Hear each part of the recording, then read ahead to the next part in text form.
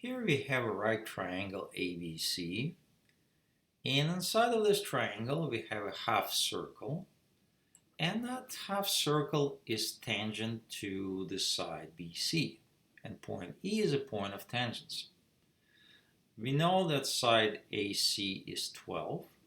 We also know the segment BD is 1, and we ask to find the radius of the circle. First of all, let's denote the center of a circle, point O. That point is on the side BC. And let's connect point O and point E. Since point E is a point of tangency, that means that OE is at 90 degrees to BC. And now we got ourselves two right triangles. Triangle OBE and the big triangle CBA. Notice that those two triangles are similar to each other by two angles. One angle is angle of 90 degrees, this angle E and angle A, and also those two triangles share the same angle B. And since those triangles are similar, it means that the ratio of respective sides should be the same for both triangles. So in particular, OE divided by BE should be the same as AC divided by AB. Also, if you are more familiar with trigonometry, you can see that those ratios are nothing more than tangent of the angle B. So now let's denote radius of a circle as R. Also notice that BE can be calculated from triangle OBE using Pythagorean theorem.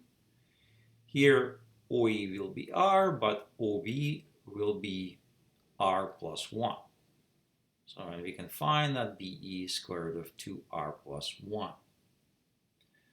On the other hand, AC will be 12 and AB will be 2R plus 1.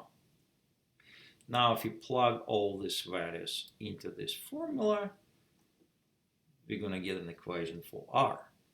First of all, notice we can multiply both parts of this equation by square root of 2R plus 1. If we do this, is what we're going to get.